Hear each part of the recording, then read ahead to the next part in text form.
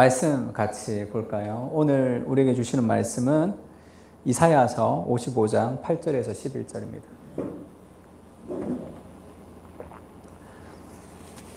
구약성경 이사야 55장 8절에서 11절. 설교 노트 1번에 나와 있습니다.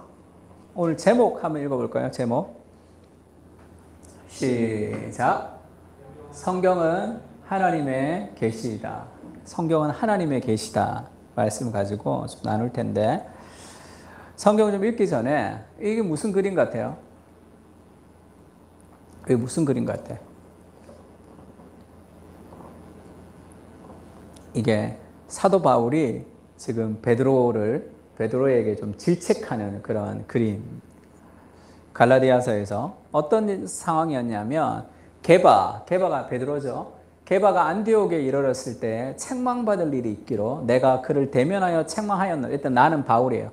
바울이 베드로를 책망했습니다. 왜냐하면 야고보에게서 온 어떤 이들이 이르기 전에 게바가 이방인과 함께 먹다가 그들이 오매 그가 할례자들을 두려워하여 떠나 물러가매 이방인과 유대인이 함께 이제 성령을 받은 한 공동체라는 것을 이제 깨달았어요. 그래서 이방인과 같이 이제 음식을 먹었습니다. 베드로가.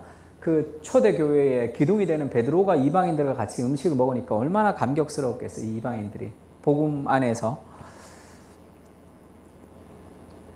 근데 야고보에서 온 어떤 이들, 그러니까 유대인들이 그 집에 왔죠. 예수 믿는 유대인들, 지도자들이 왔는데 베드로가 두려워서 숨어버렸어요. 이방인들과 같이 있다가 숨었단 말이에요.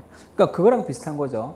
흑인과 백인은 다 함께 우리는 하나님의 형상을 지은 동일한 인간입니다. 그렇게 이 계급과 인종의 차별이 있을 때 어느 목사님이 그렇게 선포하고 흑인과 백인이 함께 이제 식사하다가 그 백인 지도자들이 들어오니까 숨어버리는 것 같은 그런 상황이 된 거예요. 그러니까 바울이 남은 유대인들도 그와 같이 외식함으로 바나바도 그들의 외식에 유혹되었느냐. 바나바는 뭐 성격이 좀 유하니까 베드로가 숨으니까 같이 숨어버렸어. 그러므로 나는 그들이 복음의 진리를 따라 바르게 행하지 아니함을 보고 모든 자 앞에서 게바에게 이르되 네가 유대인으로서 이방인을 따르고 유대인답게 살지 아니하면서 어찌하여 억지로 이방인을 유대인답게 살게 하려느냐 하였노라. 이렇게 얘기했어.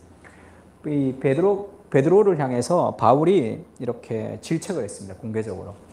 그것은 잘못됐다. 이렇게 얘기했어요. 근데 인종을 차별하지 마라.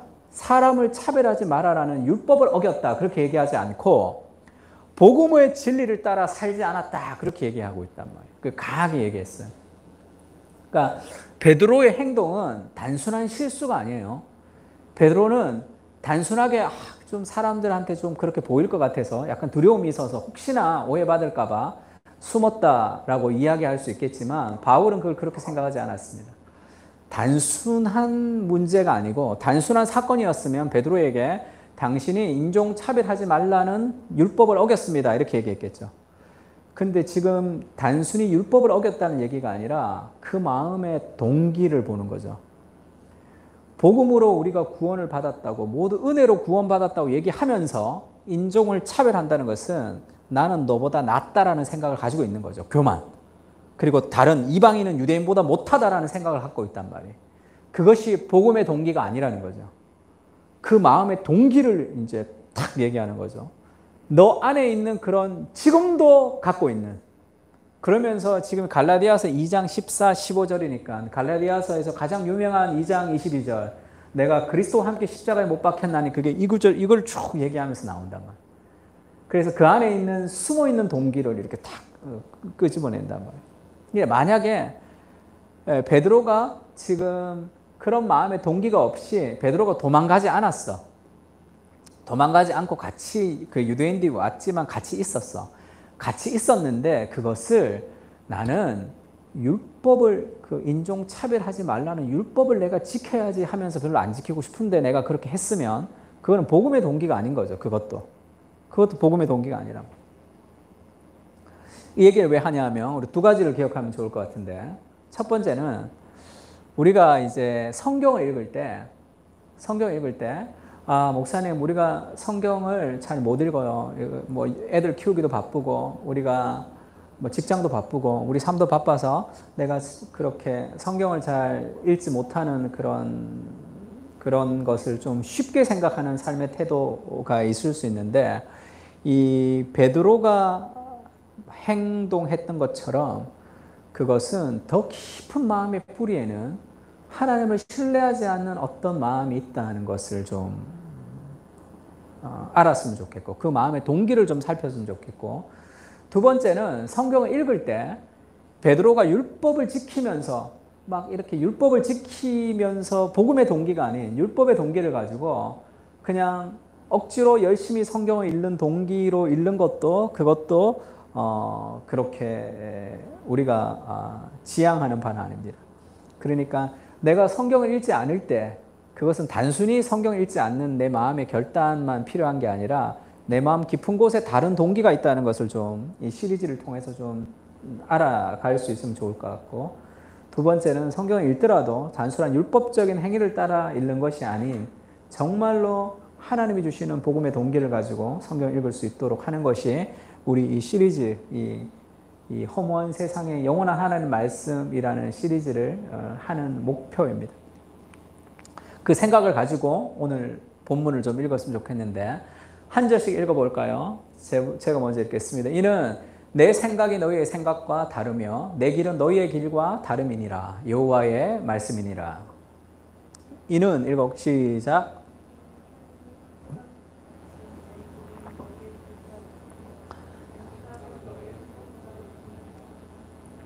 이는 비와 눈이 하늘로부터 내려서 그리로 되돌아가지 아니하고 땅을 적셔서 소출이 나게 하며 싹이 나게 하여 파종하는 자에게는 종자를 주며 먹는 자에게는 양식을 줌과 같이 내 입에서 나가는 말도 이와 같이 헛되이 내게로 되돌아오지 아니하고 나의 기뻐하는 뜻을 이루며 내가 보낸 일에 형통함이니라.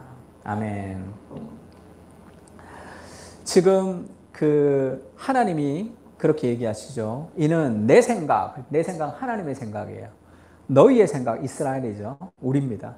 하나님의 생각은 너희의 생각과 다르며 내 길은 너희의 길과 다름이니라. 여호와의 말씀이니라. 이렇게 얘기하죠. 하나님의 생각과 우리의 생각이 다르다라는 것, 아주 큰 간극이 있다는 것을 좀 인식해야 돼요. 그러니까 우리에게 하나님의 계시가 필요한 것, 하나님이 우리에게 뭔가 알려주셔야 되는 계시가 필요한 이유는 우리의 생각을 가지고 하나님의 생각을 알 수 없기 때문에, 인간의 노력을 통해서 하나님을 이해할 수 없기 때문에 그런 거죠. 그래서 하나님의 계시, 하나님과 우리 생각이 너무 다르기 때문에 하나님이 뭔가를 알려주지 않으시면 인간의 인생은 그거와 비슷해요. 망망대해에 표류하는 배 같아. 그래서 바람이 부는 대로 흘러가는 거죠. 바람이 부는 대로. 어디로 가는지도 알지 못하고 방향도 없이 그냥 그렇게 표류하는 배처럼 그렇게 살아가는 거죠. 그것이 그 표류하는 인생의 모습입니다. 그래서 하나님과 우리의 생각이 너무 다르다는 것을 알고 우리에게 필요한 것은, 그래서 하나님께서 우리에게 알려주시는 그 말씀을 겸손히 배우는 삶의 그런 겸손한 자세가 필요한 거죠. 왜 내 길과 하나님의 길이 다른데 그 하나님께서 알려주시는 그 말씀에 대해서 우리가 소홀하냐면, 지금 성경 읽지 못하는 여러 가지 이유들이 있습니다. 여러 가지 이유들. 왜 목사님 자꾸 영어로 된 걸 자꾸 사진을 올리느냐고 그렇게 우리 아내가 물으시던데, 당신 영어도 잘 못하면서 왜 영어로 자꾸 해서 발음도 안 좋으면 나는데, 이 저작권의 문제가 없기 때문에. 그리고 딱 맞는 게 한글로 치면 잘 없어요. 성경을 읽지 못하는 이유 치면 한글로 나와 있는 표가 잘 없어. 그래서 쓰고 있습니다. 그러니까 다양한 이유가 있죠. 성경을 읽지 못하는 다양한 이유가 있습니다. 근데 정말로 중요한 이유는 우리의 삶에 내가 내 힘으로 살아갈 수 있다는 생각이 있기 때문에 하나님의 말씀을 의지하지 않는 거예요. 하루하루. 그게 왜 그러냐 하면 우리가 살아가는 이 문화의 공기가 그렇기 때문에, 우리 문화의 공기는 내가 내 힘으로 열심히 능력 가운데 살아가야 된다, 독해져야 된다, 그렇게 이제 우리의 마음을 이제 불어넣죠. 그래서 제가 지난주에 뭐 이렇게 작심삼일을 극복하는 방법이라는 짧은 그 영상이 있었는데, 이 사람은 어느 유튜브에서 가회를 하는, 그 학원에서 가회를 하는 그런 사회 선생님이에요. 근데 시골에서 자기가 서울대를 어떻게 가게 됐는지 자기가 2-3시간 공부하면서 생 커피를 막 먹으면서 포크로 여기를 찔러가면서 그렇게 열심히 공부해서 자기가 이제 그렇게 됐다. 그래서 세상에서 내가 정말로 이름을 남기고 싶다는 거죠. 영향력 있는 사람이 되고 싶다는 그런 삶의 드라이브가 우리한테 있는 거죠. 우리도. 그래서 내가 내 힘으로 내가 열심히 해서 이 세상 가운데 뭔가 나를 나타내 보고 싶으니까, 아니면 세상 가운데 도태되지 않아야 되니까, 내가 내 힘을 갖고 열심히 살아가야 되니까 지금 그런 자기중심성이 있기 때문에 우리가 하나님을 의지하는 방식을 잘 알지 못할 때가 있습니다. 내 안에 거하라. 나도 너희 안에 거하리라. 가지가 포도나무에 붙어 있지 아니하면 스스로 열매를 맺을 수 없음 같이 너희도 내 안에 있지 아니하면 그러하리라. 가지가 포도나무에 붙어 있지 않으면 스스로 열매를 맺을 수 없어요. 내 힘으로 가지가 떨어져서 어떻게 스스로 열매를 맺으려 해도 열매 맺을 수 없죠. 포도나무에 붙어 있어야 열매가 맺습니다. 나는 포도나무요 너희는 가지라. 그가 내 안에 내가 그 안에 거하면 사람이 열매를 많이 맺나니 나를 떠나서는, 같이 읽을까요? 시작. 나를 떠나서는 너희가 아무것도 할 수 없음이라. 여기에 아멘을 하면 정말로 여기에 아멘 하느냐 말이에요. 나를 떠나서는 너희가 아무것도 할 수 없습니다 라는 말에 아멘을 하면 정말로 하나님이 아니고 하나님의 말씀과 하나님의 계시가 없으면 내가 어디로 가야 될지 모르니까 늘 하나님의 말씀을 찾겠죠. 근데 아멘을 하지만 정말 믿지가 않는 거예요. 이게 확 믿어지지 않는 거죠. 왜냐하면 더 깊은 내 안의 동기에 하나님의 말씀보다 더 강력한 다른 신의 말씀이 들어가 있기 때문에 그렇죠. 내 능력을 가지고 내가 열심히 살아서 세상 가운데 뭔가를 이루어야 된다, 아니면 세상 가운데 따라가야 된다는 마음이 있기 때문에 성경을 볼 시간이 잘 없는 거예요. 우리가 성부 영신 예배 때 같이 나눴던 말씀이죠. 우리가 이 보배를 질그릇에 가졌으니 이는 심히 큰 능력이 하나님에 있고 우리에게 있지 아니함을 알려 함이라. 그래서 이 질그릇을 금그릇으로 만들려고 노력할 필요가 아니라 내 안에 무엇이 담겼는지 여기에 집중할 때 인생이 질그릇을 통해서 이루어지는 거죠. 근데 이것을 자꾸 다른 그릇으로 만들려고 막 노력하니까 금그릇에 이렇게 오물 같은 걸 담아봐. 아무 의미 없어, 그게. 아무 의미 없다고. 그래서 제가 저희 아들한테도 늘 얘기하는데 그런 얘기예요. 공부 열심히 할 때 3가지를 해라. 하나님의 말씀을 보는 거, 기도하는 거, 그 다음에 책, 독서하는 거. 이거 안 하고 공부 아무리 열심히 하는 거는 그런 큰 의미가 없다. 100점 맞으려고 하지 말고 50점 맞고 기도하고 말씀 보고 독서해라. 그러면 네 인생은 훨씬 더 건강한 삶을 살아갈 수 있다. 나라를 보라고요. 지금 돌아가는 이 정치, 나라 다 서울대 나오고 다 법대 나온 사람들이 다 지금 열심히 하고 있죠. 그것이 인생을 바르게 살아가는 삶이 아닌 거죠. 능력주의가 가진 착각. 공부를 열심히 하면 그러면 더 우리를 지도할 수 있는 사람이 된다라는 그 착각이 문제죠. 착각. 미국의 대통령 중에 제일 존경받는 4사람이 다 대학을 나오지 않은 사람이죠. 그리고 그 행정부도 별로 대학 나오지 않았던 사람들이 있었던 행정부가 훨씬 더 좋은 정책들을 만들었다는 그런 결과들도 있습니다. 그게 다 우리에게 오는 그런 능력주의가 가지는 삶의 폐해를 우리가 좀 가지고 있습니다. 그렇게 해서 알겠습니다. 아빠, 내가 내일 말씀 보고 기도하고 독서를 하겠습니다. 그런 마음을 잘 안 먹죠. 중학교, 고등학생들은. 그런 시간이 어디 있어. 열심히 공부해야 되는데.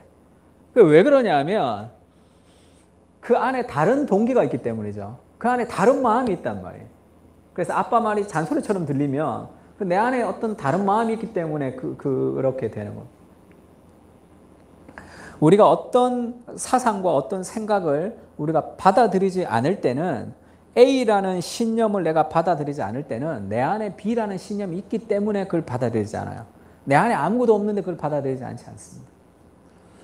그래서 무신론, 그다음에 불가지론자들, 내가 믿는지 안 믿는지 확인하지 않는 사람들, 그다음에 뭐 진화를 믿는 사람들 다 그래서 우리는 하나님을 믿는 것이고 그든 하나님을 믿지 않는 사람은 그냥 안 믿는 게 아니라 그것도 어떤 종교적 믿음이라 그랬죠.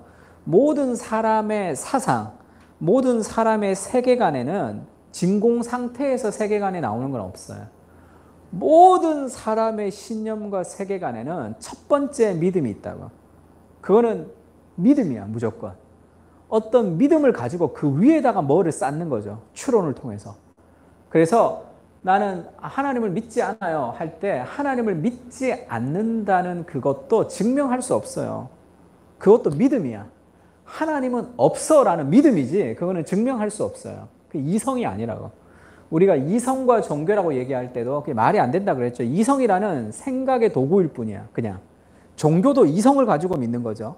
이성이라는 것은 아무것도 아니야. 그냥 생각의 도구일 뿐이에요. 이성이라고 할 때, 이성과 종교의 대립이라고 할 때, 그때 이성은 이성이라는 도구 속에 있는 그 베이스에 신념이 있는 거야, 그냥. 그거는 증명할 길이 없어요. 본인도 증명할 수 없어.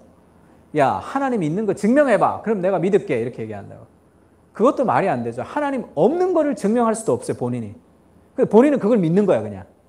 그러니까 둘 다 어떤 믿음을 가지고 있는 거야. 다 믿음이. 다 종교적 믿음이에요. 그래서 종교가 없는 사람은 없습니다. 그러니까 모든 사람은 다 뭔가를 믿는 거예요. 근데 이제 대부분의 사람들이 이제 레슬리 유비긴이 얘기하듯이 사실이 있고 가치가 있으면 우리가 하나님이 천지를 창조하셨다는 이런 믿음들 이것을 가치로 폄하하죠. 사실인데. 사실이면 다 믿어야 되는 건데 사실이면 이거는 믿고 안 믿고 개인적으로 이렇게 누가 선택할 이유가 없는 거죠. 이게 사실이니까. 근데 그걸 가치로 자꾸 밀어버리는 거죠. 가치. 그리고 사실이라는 것은 과학적으로 증명된 것만 사실이라고 얘기하는 거죠. 그런 시대를 우리가 살아가고 있습니다. 계몽주의 이후에 있었던 생각들이죠. 그러니까 우리가 믿고 있는 많은 것들은 그것은 하나님으로부터 온 것이 아니라면 다른 무엇으로부터 왔던 그런 신념이 우리에게 쌓여져 있는 거죠.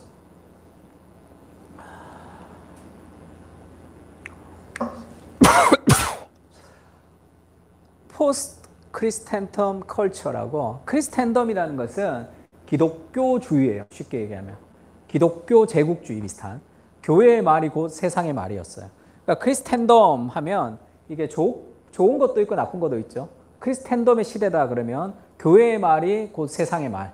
그래서 그 중세 시대에 교회가 이렇게 모든 사람이 대부분 다 교회 다니고 교회의 영향력 아래 있었던 시대를 크리스텐덤 시대라고 얘기합니다. 좋은 점은 세상에 있는 일반적인 생각이 교회의 하나님의 말씀이 일반적인 생각과 동일하니까 그런 장점도 있죠. 지금도 우리가 민주주의, 인권을 얘기할 때 하나님의 형상을 가지고 있었던 사람이기 때문에 우리가 인권을 얘기하죠.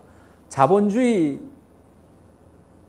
체계를 가지고 사람을 평가하면 더 능력 있는 사람은 더 좋은 사람, 능력 없는 사람은 덜한 사람으로 차별이 가능하죠. 진화를 믿을 때도 마찬가지죠. 진화를 믿을 때도 차별 가능합니다. 왜냐하면 약육강식이니까. 호랑이가 뭐 약 먹는다고 그게 나쁜 게 아니듯이 그것도 이제 뭐 마찬가지예요. 그러니까 우리가 모든 사람은 다 평등하다 할 때, 법 앞에 평등하다 할 때, 그 신 밑에 모든 사람이 다 평등하다는 것은 하나님의 형상이라는 성경으로부터 나온 제도가 세상 가운데 펼쳐져 있는 거죠. 그래서 그 도미니안이라는 책 보면 왜 기독교가 이 세상에 영향을 미치게 되었는가라는 것을 좀 설명하는 책들도 요즘 나왔습니다. 그게 크리스텐덤이에요. 나쁜 것은 교회가 막 이렇게 마녀 사냥을 막 하죠. 교회의 힘을 가지고 막 그렇게 공격하는 갈릴레오 같은 사람들 막 그렇게 공격하기도 하고 교회의 힘을 가지고 그 시대를 크리스텐덤 시대라고 그래요. 프리 크리스텐덤 시대가 있었고 크리스텐덤 교회가 중심이 되는 시대가 있었고 계몽주의 이후에 지금은 포스트 크리스텐덤 시대라고 그러죠. 포스트 크리스텐덤 시대. 그것이 이제 넘어와 버렸습니다. 그런 기독교 중심적인 것이 아니라 그것이 넘어온 시대가 된 거죠. 그래서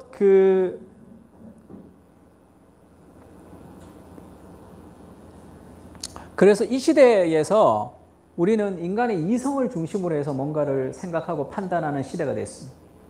그래서 이제 종교, 그 다음에 성경 이런 것보다 이제 과학 중심, 생각 중심, 이성 중심이 발달하게 된 거죠. 그래서 우리가 뭔가를 안다고 할 때, 우리가 뭔가 지식을 가진다, 우리가 안다고 할 때 그 알미라는 게 도대체 무엇이냐는 거죠. 안다는 거. 안다는 거. 지금 이게 뭐냐면, 이게 지금 여기 있는 게 인간의 가청 주파수예요. 인간이 들리는 거. 인간이 듣는 거죠. 인간이 듣는 그 귀. 사람들이 뭔가를 안다 할 때, 내가 어떤 인식을 할 때, 주로 어떻게 인식을 하냐면, 내가 오감으로 경험한 것을 통해서 우리가 뭔가를 안다고 하죠. 그게 이제 과학적 진리인데. 그래서 이 칸트 같은 사람은 우리가 바깥에서부터 경험하는 그 감각이 있고, 그것을 우리의 생각이 인식하는 그것이 맞을 때, 그게 알미라 그러죠. 그러니까 카테고리를 만들어 놓고 뭔가를 보면 이게 뭐지? 하면 옛날에 봤던 건데 이거는 어떤 동물이구나 하면 그 카테고리 안에 동물 중에서도 이건 사슴이랑 비슷하네 하면서 그 짐승이 이제 지나간 짐승이 사슴이라고 인식할 때 밖에 있는 감각을 우리가 이제 그런 이성으로 마주칠 때 우리가 안다 이렇게 얘기하죠. 근데 그것도 우리가 바깥으로 경험하는 거, 바깥에 있는 그 사물을 우리가 인식할 때 그 갭이 있단 말이에요. 밖에 있는 사물을 우리가 인식할 때 그걸 정말로 우리가 이게 100% 확실하게 똑 동일한 것인가에 대해서 철학적으로는 해결할 수 없는 거죠. 그게 동일하지 않을 때가 많죠. 인간의 한계 때문에. 왜냐하면 인간의 오감이 정확하지 않죠. 인간은 들을 수 있는 주파수대가 많지가 않아요. 그러니까 지금 어떤 사물이 있을 때 우리가 듣는 거는 이것밖에 안 듣는단 말이에요. 그러면 거기에 있는 사물을 우리가 명확하게 다 알 수 있느냐 하면 그렇지 않는 거죠, 사실. 보는 건 어떻습니까? 지금 눈으로 볼 수 있는 이 가시광선은 요것밖에 안 돼요. 여기서부터 여기까지 많은 스펙트럼 속에서 우리가 눈으로 볼 수 있는 한계가 이 정도밖에 안 되잖아. 뭐 현미경을 쓰든 뭐를 쓰든 우리가 열심히 노력하지만 인간이라는 오감 자체가 가지는 삶에 한계가 있는 거죠. 삶에. 그래서 우리가 듣는 것도 한계가 있고 보는 것도 한계가 있단 말이에요. 그래서 인간이 뭔가를 안다고 할 때 그것이 얼마나 무지한지에 대한 인식이 좀 필요한 거죠. 계몽주의는 우리가 모든 것을 다 이해하고 다 설명할 수 있다고 생각하는 경향들이 있습니다. 내가 중심이 돼서 뭔가를 해석하고 판단하고 살아갈 수 있도록 그렇게 우리를 만들어가는 거죠. 그러나 인간은 그런 존재가 아닙니다.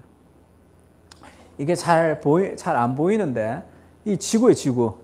이 지구인데 이게 이제 이 물질의 물질. 우리가 이제 아는 어떤 지구에서 우리가 파악한 물질.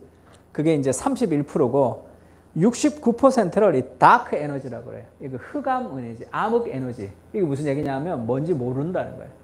뭔지 모르는 에너지가 지금 이 온 우주 속에 69%가 되고 우리가 아는 이 물질 속에서도 우리가 정말로 아는 것은 20%고 80%를 다크 매터리라고 해요. 이거는 암흑 물질, 흑암 물질이라고 그래. 이게 뭐냐면 모른다는 거예요. 모른다.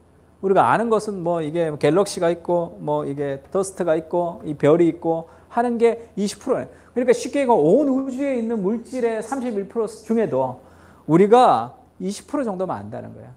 흑암 에너지, 그 다음에 이 그 흑암 물질 이것을 합쳐서 이것을 신비한 뭐 체계 이렇게 얘기해요. 신비한 체계.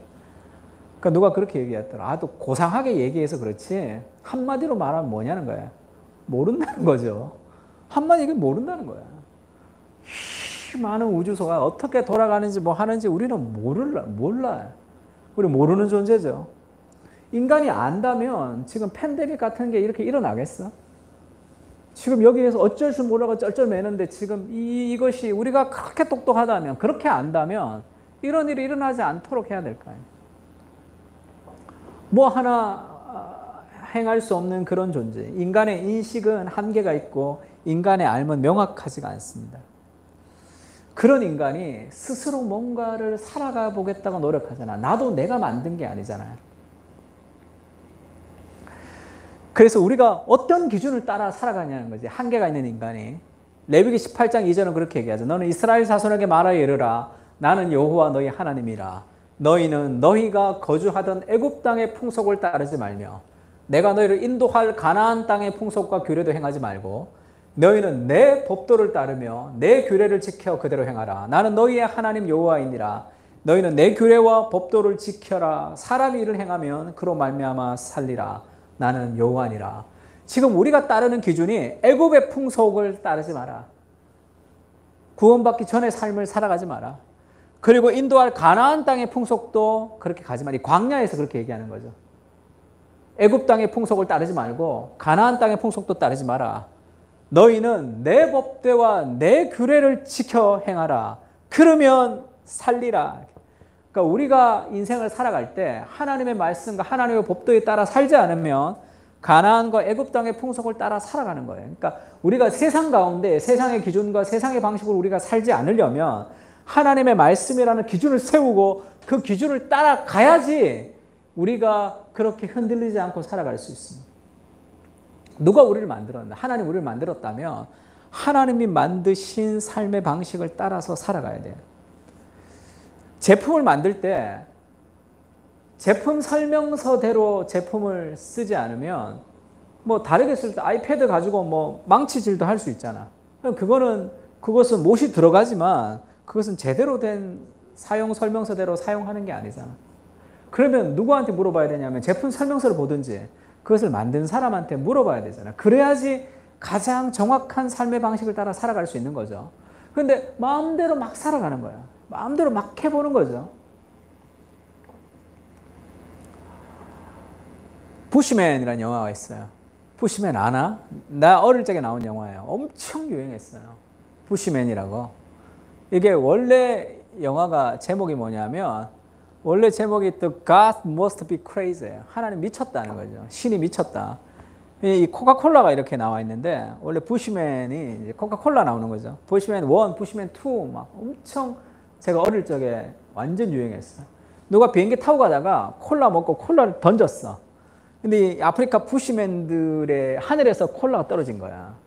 그러니까 이게 신이 준 거라고 생각하는 거예요. 신이 준 거라고 생각해서 그것 때문에 막 갈등이 일어나고 코믹물이에요. 막 싸우고 그러다가 다시 신에게 돌려줘야 된다 그래서 세상 끝에 가서 이 콜라를 이제 그 절벽에 떨어뜨리면서 이제 영화가 끝이 나나 그래. 그러면서 이 코카콜라 가지고 온갖 걸 이게 도대체 이렇게 신이 이걸 왜 주셨냐 하면서 이 코카콜라 가지고 여러 가지 막 다 해본다고. 근데 그거는 뭐냐면 제품 설명서대로 사용하지 못하는 거죠. 그 삶에 있어서. 마찬가지. 우리가 인생을 태어났는데 왜 인생을 태어났는지 잘 모른단 말이에요. 근데 내 마음대로 살아간다. 내가 원하는 대로. 그러면 내 인생이 그렇게 지원받지 않았을 확률이 훨씬 더 많은 거죠. 하나님의 말씀의 기준을 따라 하나님이 창조하신 세상에서 하나님 우리를 구원하셨다고 믿는다면 하나님의 말씀을 따라 살아가는 삶이 그것이 우리에게 하나님 원하시는 삶이죠. 유진 피터슨의 책 중에 이 책을 먹으라 라는 책이 있습니다. 거기서 그렇게 얘기해요. 자기 그 손자가 있어. 한스라고. 7살짜리에 7살. 막 조잘조잘 말을 잘한대 늘. 할머니한테 막 조잘조잘 얘기하고. 근데 이제 교회를 갔다가 그 다음에 공원에서 샌드위치를 먹고 그냥 박물관을 가기로 했어요. 그러니까 공원에서 샌드위치 먹으면서 조잘조잘 얘기하다가 그 다음에 성경책을 딱 펼치더니 아주 경건하게 가만히 이제 성경을 읽는 거야. 본 거지? 엄마 아빠 하는 거.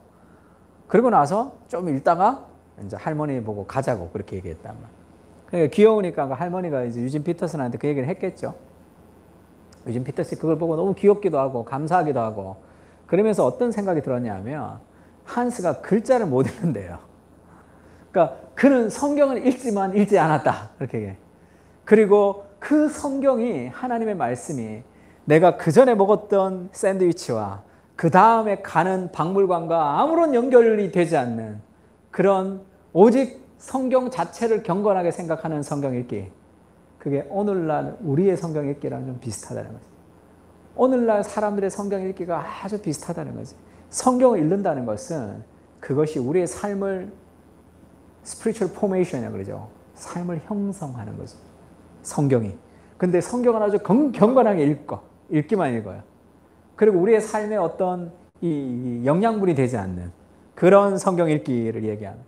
그러면서 삼위일체적 성경 읽기를 얘기하는데 원래는 성경이 하나님이 인격적으로 그 다음에 관계적으로 그리고 우리를 참여적으로 성경을 읽는 그것이 성경 읽기의 삼위일체라면 잘못된 성경 읽기의 삼위일체가 있다 이렇게 얘기해요. 첫 번째는 나의 욕구는 타협 불가능해. 하나님 말씀을 읽으면서도. 두 번째, 나의 필요는 더 커져야 돼요. 그래서 나의 욕구와 나의 필요, 내가 하나님의 말씀을 읽고 기도함으로 나의 욕망이 더 커져야 되고 내가 더 잘 돼야 되는 거야 그냥. 내가 더 그렇게 높은 위치에 있어야 되고. 그 다음에 세 번째, 나의 느낌은 중요해. 내가 은혜 받고 감동을 받아야 되는 거야. 내 마음에. 이것이 굉장히 중요한 오늘날의 성경 읽기가 되었다 이렇게 얘기합니다. 그렇지가 않죠? 그렇지가 않아요. 그러면서 이 책을 먹어야 된다 이렇게 얘기하죠. 그래서 여기 보면 이게 이 식사가 나오고 eat this book 이 책을 먹으라 해서 누가 먹었어 이 책을 이렇게.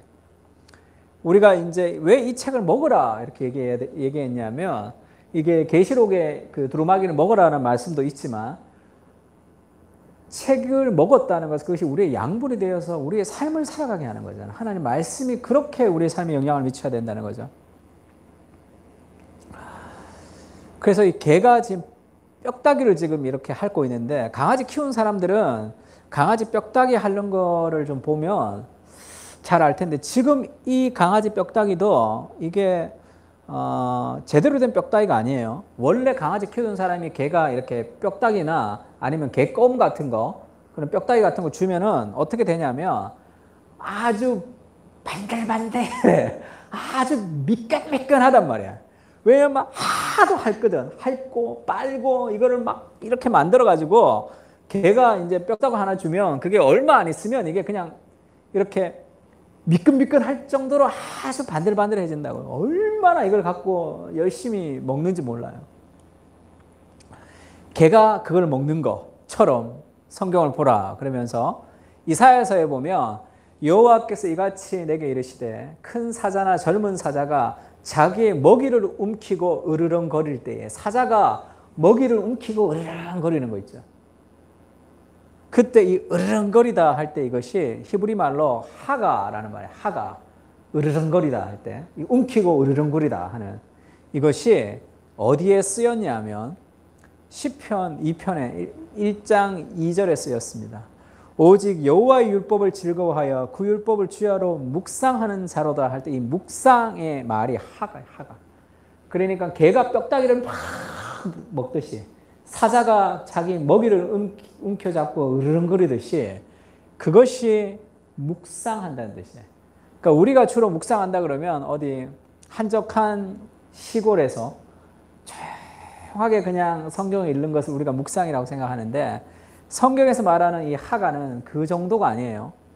너희는 여호와의 선하심을 맛보아 알지어다 할 때 묵상할 때 그냥 조용히 그냥 이렇게 큐티할 때가 아니라 그 하나님의 말씀에 우리의 전 존재가 쑥 들어가는 거예요. 그게 이제 성경에서 말하는 묵상하라는 묵상. 우리가 하나님 말씀을 이제 읽을 텐데 하나님의 말씀을 읽을 때 내 생활이 있고 플러스 하나님의 말씀을 읽겠다는 생각이 아니라 하나님의 말씀이 나의 전 존재가 거기에 다 빠지듯이 그것을 가장 우선적으로 생각해요. 먼저 하지는 못하지만 그걸 우선적으로 생각할 수 있죠. 오늘 내가 하루를 살아가는 이유는 하나님의 말씀을 읽기 위해서다라고 생각할 정도로 그렇게 마음을 쓰면서 거기에 좀 집중할 필요가 있습니다. 그러면 나머지가 얼라이먼트가 돼요. 하나님에게 집중된 삶은 다른 것들이 다 얼라이먼트가 되는 것을 알 수 있습니다.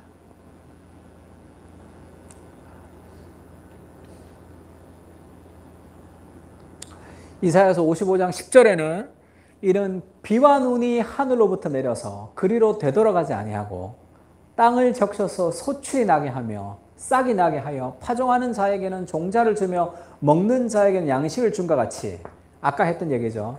하나님이 내 생각은 너희 생각과 다르다. 내 생각과 너희 생각과 다르기 때문에 하나님 우리에게 뭔가를 알려주셔야 되죠. 계시를 해주셔야 된다고.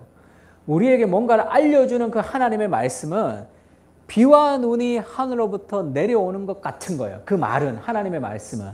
비와 눈이 하늘로 내려오면 그건 그냥 없어지는 게 아니지. 그것은 땅을 적셔서 소출을 나게 하고 싹을 나게 하며 파종하는 자에게는 종자를 주고 먹는 자에게는 양식을 줘요. 그 비가 내리면 그게 뭔가가 일어나듯이 내 입에서 나가는 말도 이와 같이 헛되이 내게로 돌아오지 아니하고 나의 기뻐하는 뜻을 이루며 내가 보낸 일에 형통함이니라. 하나님의 말씀도 단순히 그냥 끝나는 게 아니라 하나님의 말씀은 반드시 역사하는 거죠. 하나님의 말씀은 뭔가를 이룬단 말이에요. 하나님의 말씀은 지금도 뭔가를 이루고 있죠.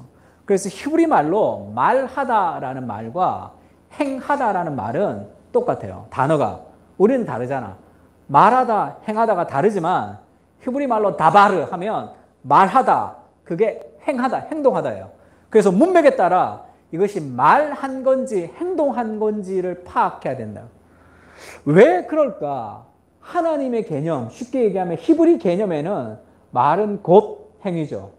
태초에 하나님이 천지를 창조하시려는 그의 말씀은 곧 그의 행동이죠. 하나님의 말씀은 반드시 열매를 맺어서 돌아옵니다.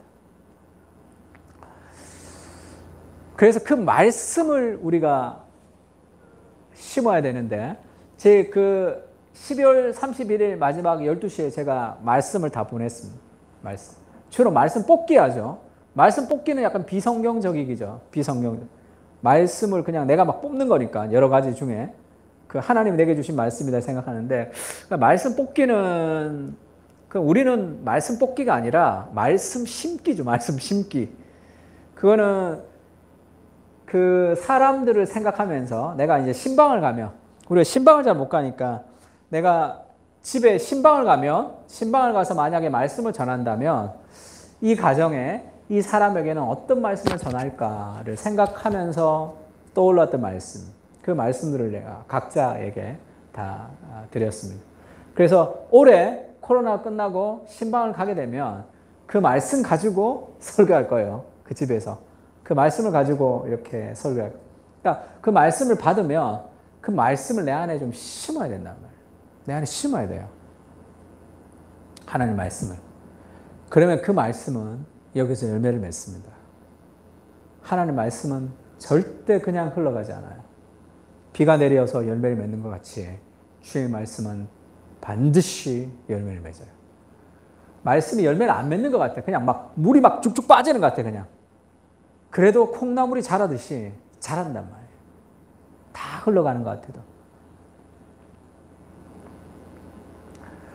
그래서 우리가 자신의 한계, 나의 인식과 내가 내 인생을 바르게 살아갈 수 없다라는 그 삶의 한계를 인식하는 것, 그게 삶의 지혜죠. 그래서 우리가 하나님의 말씀, 하나님은 우리가 하나님께 갈 수 없기 때문에 계시, 하늘에서 우리에게 준 거죠. 그 계시를 통해서 우리가 이 땅을 살아갈 수, 하나님 만드신 세상을 살 수 있습니다. 우리가 성경을 통독할 때 한 이틀 해보니까 어때? 힘들죠? 하루에 한 15장씩 읽어야 되니까 쉽지가 않습니다. 이번 주까지 최선을 다해서 한번 읽어보세요. 다음 주에는 조금 더 쉽게 읽을 수 있도록 이번 주까지 한번 해보고 다음 주에는 조금 더 쉽게 읽을 수 있는 팁을 좀 한 가지 내가 만들어서 올 테니까 이번 주까지는 좀 최선을 다해서 한번 읽어보세요. 주일날은 비어 있습니다. 주일날은 성경 읽으세요. 좀 딱 잡아서 못 읽었던 거 다 읽고, 다 읽은 사람은 시편을 읽으세요. 시편은 그 성경 계획표 안에 뺐습니다. 그래서 시편을 읽으면 되고, 그리고 한 달에 한 28일, 27일 정도로 짰어요. 그래서 1월 달에는 1월 달 29, 30, 31일 금, 토, 주는 3일 동안은 성경 읽기가 없습니다. 그래서 한 달 동안 못 읽은 것을 채워 읽어야 돼요. 채워 읽을 수 있도록. 그렇게 좀 비워놨습니다. 일주일에는 하루를 비웠고, 그 다음에는 한 달에도 한 2, 3일을 다 비워놨어요. 그리고 구약이 끝이 나면 일주일을 비워놨습니다. 그러면 다 못 읽었던 거를 또 채워 읽도록. 그렇게 한번 열심히 읽어보세요. 열심히 읽어보면 어떤 생각이 드냐 하면, 성경을 많이 읽으면, 통독을 하면 어떤 생각이 드냐 하면 이런 생각이 들어요. 이거 은혜도 안 되고 이걸 이거 무슨 말인지도 모르겠고 은혜도 안 되고 이거 읽는 게 무슨 의미가 있나 이런 생각이 확 든단 말이에요. 큐티하면 또 성경 전체를 다 모르니까 그걸 또 다 알았으면 좋겠고 또 통독하면 그런 생각이 들. 그게 인간의 본성이에요. 인간의 본성 그런 생각이 든다. 근데 어떤 장점이 있냐면 통독을 하면 인간이 성경의 주인공이 아니라는 것을 알 수 있습니다. 그 인간의 흐름, 우리가 아브라함의 인생 전체를 하루 만에 쫙 읽는단 말이에요. 그러니까 아브라함이 하나님의 부름을 받았는데 바로 죽어버리죠. 아브라함의 전 인생에. 그래서 인간의 역사 뒤에 흐르는 하나님의 역사에 눈을 뜰 때가 있어요. 그것은 통독을 통해서만 알 수 있습니다. 그래서 제일 좋은 것은 창세기 하루 만에 다 읽고 출애굽기 하루 만에 다 읽고 쭉쭉 읽는 게 제일 좋아요. 그게 빨리 읽는 것, 그것이 주는 장점이 있습니다. 그리고 많이 읽다 보면 나중에 빨리 읽어요. 아는 내용들을 훨씬 더 빨리 읽습니다. 굉장한 장점이 있어요. 그래서 하나님 중심적 성경 읽기를 좀 보여주고 있습니다. 나중에 또 우리가 한 장씩 한 장씩 또 볼 거예요. 그리고 이 공동체가 함께 읽는 게 좋습니다. 모든 성경은 다 개인에게 준 말씀은 없어요. 다 이스라엘이라는 공동체에게 준 말씀이죠. 바울 서신도 그 교회에게 준 얘기란 말이에요. 회람 서신이에요. 에베소 교회에게 줬지만 그 다른 교회들이 그 모여서 회람 읽었단 말이에요. 성경책 다 읽지도 않고 교회 와서 회람하면서 들었단 말이에요. 그래서 모든 하나님의 메시지는 하나님의 공동체에게 주시는 메시지입니다. 건강한 공동체 없이 건강한 개인의 삶이라는 것은 존재하지 않아요. 그런 것은 없습니다. 개인의 비전이 있을 수 없다. 그래서 함께 읽고 함께 나누고 함께 성장하는 것은 굉장히 중요하죠. 이스라엘 공동체를 하나님이 심판하시죠. 이스라엘 안에서. 그러니까 하나님이 그 공동체에게 주신 성경이기 때문에 공동체적으로 읽는 게 좋습니다. 저는 목사님 저는 통독 별로고 저는 정독으로 그렇게 내가 원하는 대로 하겠습니다. 함께 읽을 때 함께 읽는 것이 좋아요. 함께 읽고 또 정독하면 되잖아. 큐티도 통독하면서 큐티하면 돼요. 큐티는 그걸로는 계속 올려줄게요. 제가 그 파일로는 계속 올려줍니다. 그 다음에 말씀의 다양한 적용이라는 것은 그 하나님의 말씀을 좀 이렇게 많이 읽게 되면 여러 가지 상황 속에서 하나님의 말씀이 들리는 바운더리 안에서 살아갈 수 있어요. 이런 상황과 저런 상황 속에 성경을 좀 많이 알면 그것이 잘 연결되면서 걸릴 수 있는 확률들이 굉장히 많습니다. 그 다음에 단순한 삶, 심플 라이프를 살게 돼요. 왜냐하면 퇴근하고 시간이 얼마 없는데 성경 읽어야 되잖아. 그리고 출근하고 시간이 얼마 성경, 그러면 짜투리 시간에 성경 읽게 돼 있어요. 시간이 좀 나면 성경 읽는단 말이야. 성경을 못 읽으면 틀어놓으세요. 집에서 아이들 키우기 너무 바빠요. 목사님 성경 읽을 시간이 없어요. 그러면 드라마 바이블 틀어놔 그냥. 설거지하면서 틀어놓고. 저희 아내는 아침 일어나면 드라마 바이블 틀어놔요 그냥. 뭐 이거 들리든 안 들리든 상관없어. 그러면 다 읽은 거야. 들어. 너무 바쁜 사람은 내가 다른 거 하나 올려줄게요. 엄청나게 빨리 읽는 게 있어. 태초에 하나님 천지를 창조하시네 이렇게 엄청나게 빨리 읽는 것도 있어. 눈으로 따라 읽으면 그 통독학교에서 하는 그런 것도 있습니다. 어쨌든 괜찮아. 틀어놔도 되고 영어 공부할 사람들은 NIV 오디오 내가 줄 테니까 NIV로 듣든지 어떤지 이거 은혜도 안 되고 이거를 해야 될까? 그래도 지속하는 게 굉장히 도움됩니다. 그러면 삶이 좀 심플해지고 그 포커스를 좀 맞추면서 하나님의 말씀을 좀 읽어가는 것이 굉장히 좋습니다. 우리 인생에 여러 가지 것들을 그 말씀이 우리를 인도할 거예요. 그리고 굉장히 중요한 거, 팀 켈러가 어제 이렇게 올렸습니다. 오늘 새벽이죠. 성경은 궁극적으로 당신과 나의 이야기가 아니다. 나에 관한 이야기 아니다. It is about him. 성경은 예수 그리스도에 관한 이야기다.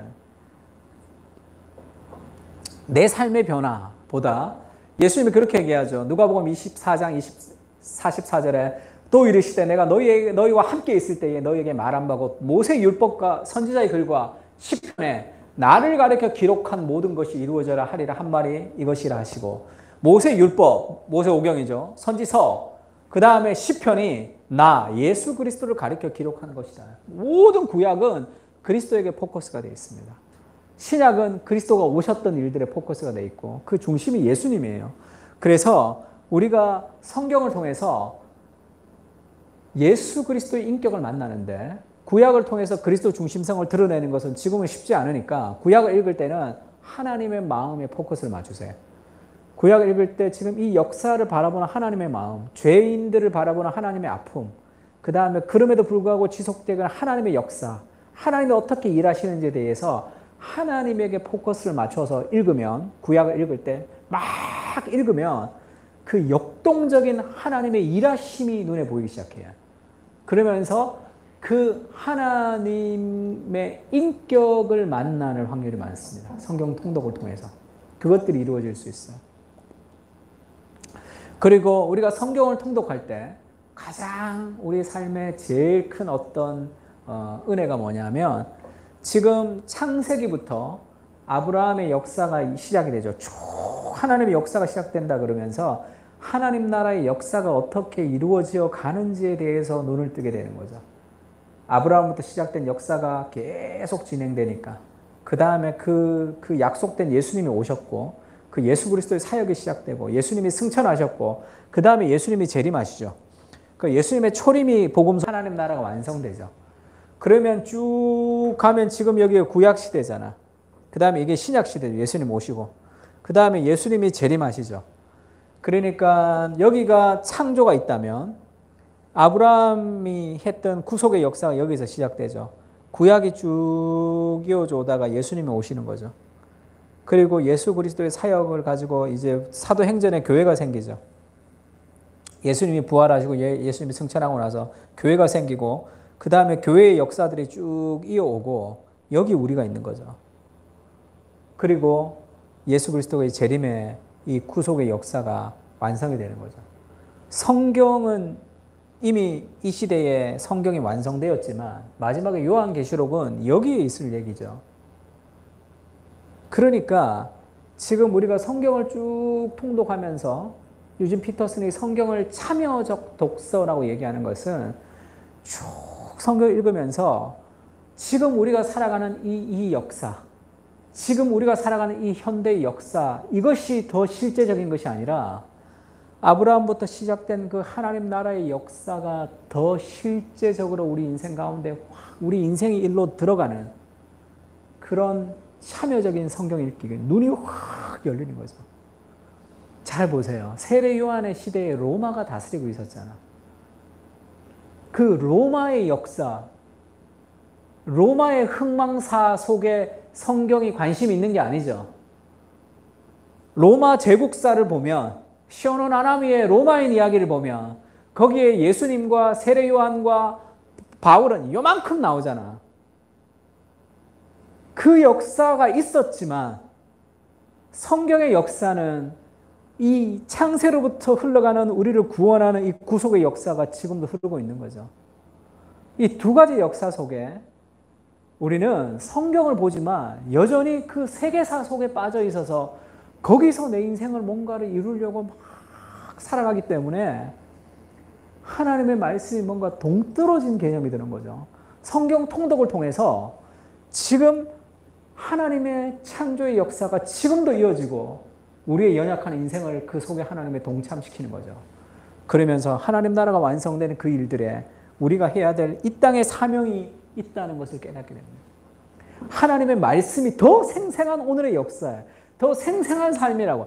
나의 인생이 있는데 하나님의 말씀이 고전같이 클래식같이 내 삶에 도움을 주는 게 아니고 고전 읽기 읽고 내 삶에 적용을 하는 게 아니라 지금도 흐르는 하나님의 나라의 역사 속에 하나님의 일하심 속에 내 인생이 있다라는 그 삶의 확신이 든단 말이에요.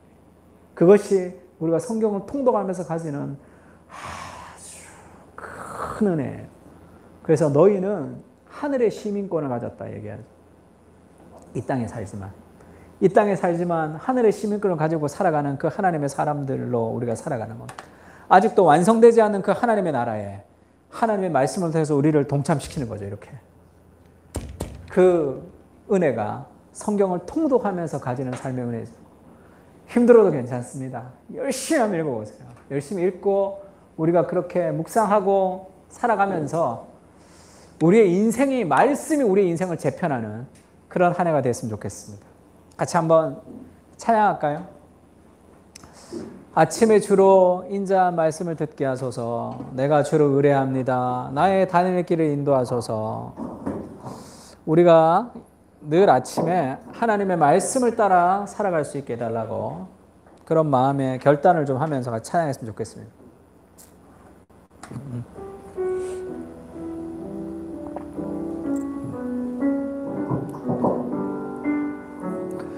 아침에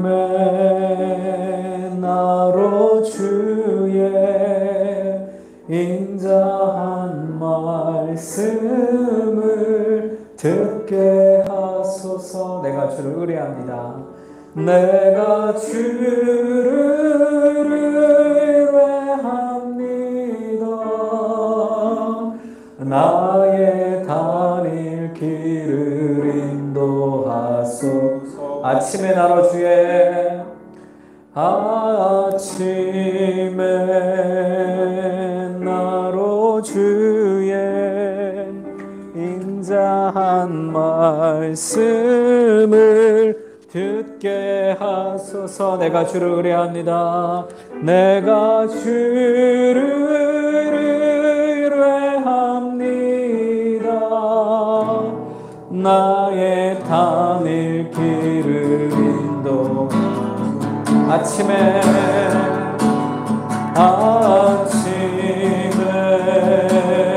나로 주의 인자한 말씀을 듣게 하소서. 내가 주를 의뢰합니다. 나의 다닐 길을 인도하소서. 내가 내 영혼을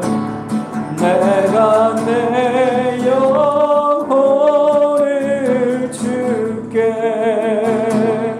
내 영혼을 주께 드립니다. 아침에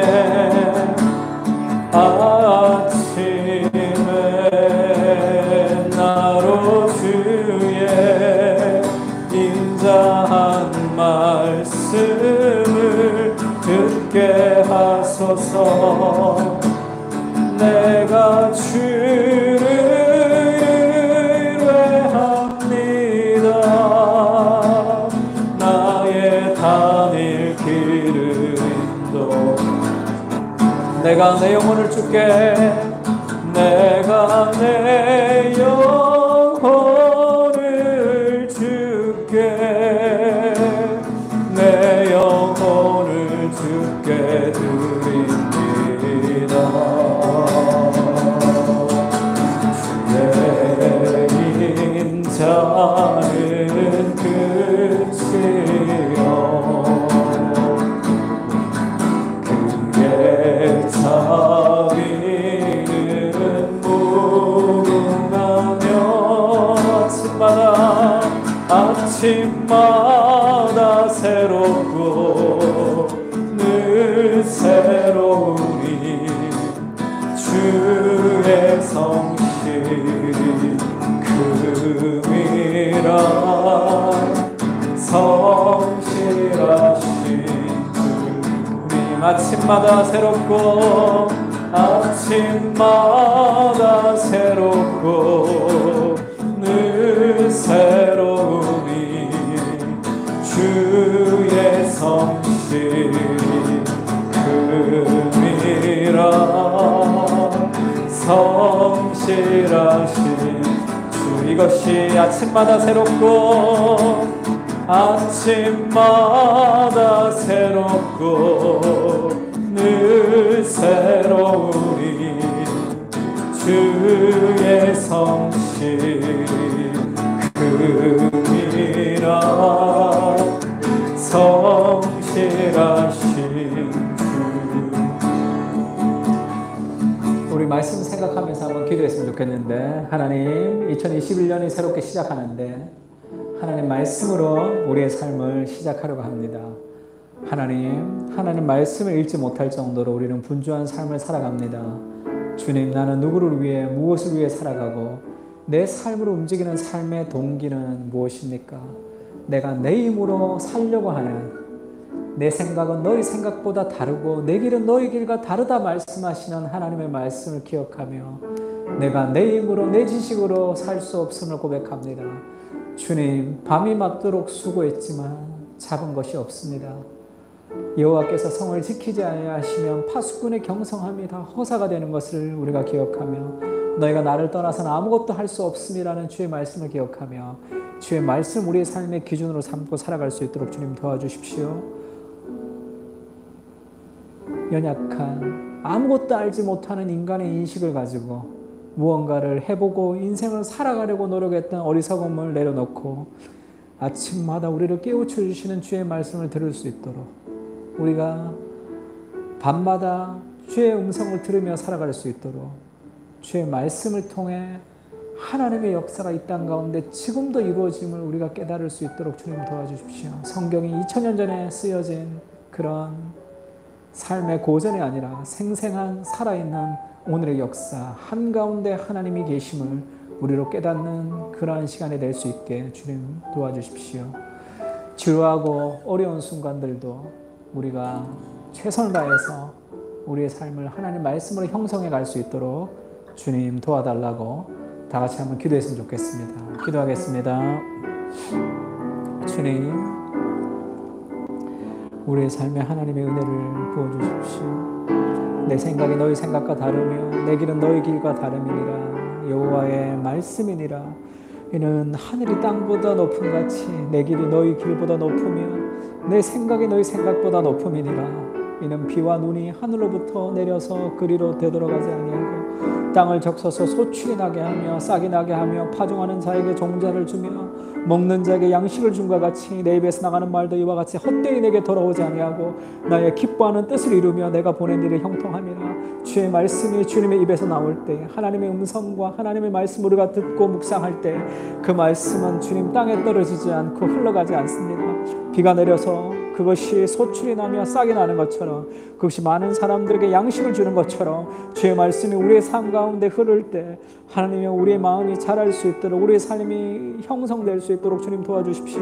주의 말씀을 따라 살아가지 못하면 우리의 인간의 지혜를 가지고 따라 살아갈 때 우리의 삶에 남는 것이 아무것도 없었지만 주의 말씀을 따라 우리의 삶을 살아갈 수 있도록 주님 도와주시옵소서. 우리 마음 속에 있는 숨은 동기들이 드러날 수 있도록 복음의 동기를 따라 주의 말씀을 가지며 주의 말씀을 묵상하며 살아갈 수 있는 그런 지혜로운 그리스도의 백성이 될 수 있도록 주님 도와주시옵소서. 나는 포도나무여 너희는 가지라. 그가 내 안에 내가 그 안에 거하면 사람이 열매를 많이 맺나니 나를 떠나서 너희가 아무것도 할 수 없습니다 말씀하시는 주의 말씀을 우리가 주님을 떠나서 아무것도 할 수 없습니다. 우리가 열매 맺는 인생을 원하지만 하나님의 내 힘으로 열매를 맺을 수 없는 연약한 인생을 남을 고백하며 우리가 주님께 너무 붙어 있으며 주님을 의지하며 살아갈 수 있도록 주님 도와주시옵소서. 우리가 하나님의 거주하던 애굽 땅의 풍속을 너희는 따르지 말고 너희를 인도할 가나안의 풍속과 규례도 따르지 말고 너희는 내 법도와 내 규례를 따라 그대로 행하라. 그래야만 너희가 살리라. 그래야만 너희가 살리라 말씀하셨던 주의 말씀 따라 우리가 하나님이여 이전에 세상의 방식과 그 사고대로 살아가지 않고 하나님의 법도를 따라 우리의 삶을 살아갈 수 있도록 주님 도와주십시오. 나를 지으신 하나님께서 우리 인생을 가장 아름답게 인도하실 것인데 우리가 하나님의 그 지으신 하나님의 마음대로 하나님의 말씀대로 우리의 삶을 가지며 살아갈 수 있도록 주님 도와주시옵소서. 우리의 영혼이 더욱더 하나님을 의지하며 살아갈 수 있도록 주님 도와주십시오. 그래서 우리가 주의 율법을 즐거워하며 그 율법을 주야로 묵상하며 살아갈 수 있도록 여호와의 선하심을 맛보아할 수 있도록 주님 도와주십시오. 지금도 흐르는 원대한 하나님의 나라가 이 땅 가운데 이루고 있으며 하나님의 역사가 지금도 흐르고 있음을 우리가 믿고 기억합니다. 하나님, 우리가 성경을 단순한 2000년 전의 고전으로 오늘의 내 삶에 약간의 도움을 주는 그런 하나님, 그런 나의 유익을 가지는 그런 하나님의 말씀이 아니라 주의 말씀 안에 우리의 인생이 다 들어갈 수 있도록 주님 도와주옵소서. 창세로부터 시작됐던 그 하나님의 말씀이 여전히 아직도 하나님의 나라가 완성되지 않고 극치에 도달하지 않는 이 시대 속에 우리가 살아가고 있습니다. 그 성경의 역사가 우리의 역사가 될 수 있도록 그 성경의 역사가 지금도 흘러가고 있음을 우리가 기억하며 우리가 살아갈 수 있도록, 우리가 눈뜰 수 있도록 주님 도와주십시오. 우리 삶의 직장과 가정과 여러 삶의 걱정과 우리 삶 속에 여러 가지 것들이 우리를 매몰시키며 살아가는 이 현실 속에서 우리가 주의 말씀을 붙들며 주의 말씀에 기초하며 살아갈 수 있도록 주님 도와주시고, 우리 안에 하나님의 마음을 가지고 살아갈 수 있도록 주님 도와주시옵소서. 아침마다 새롭고 늘 새로우니 주의 성실 그리라 성실하신 주의 인자는 끝이 없고 주의 인자는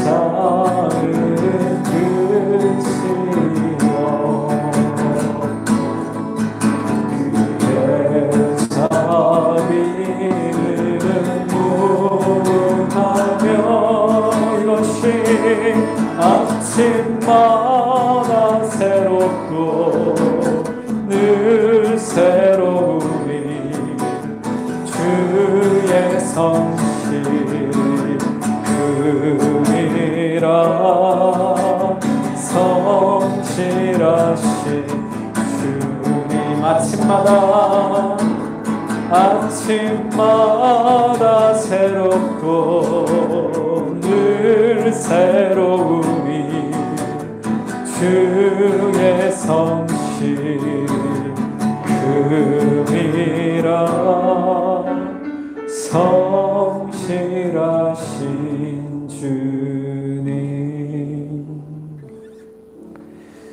주님, 우리의 마음을 받아주시고 우리의 헌신을 주님 아름답게 받아주십시오.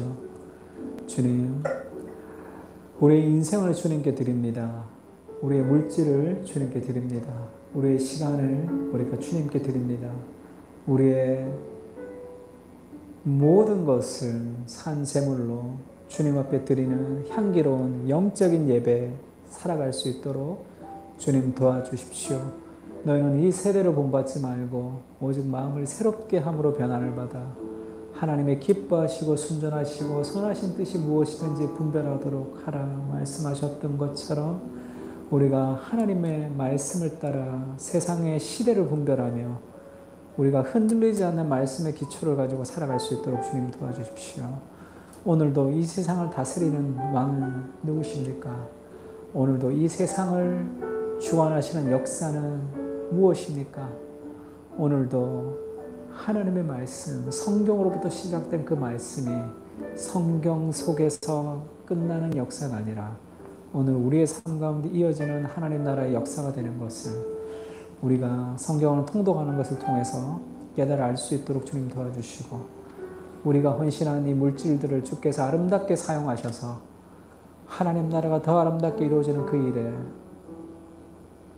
사용될 수 있도록 주님, 연약한 우리의 인생을 들어서 주께서 아름답게 사용하여 주시옵소서.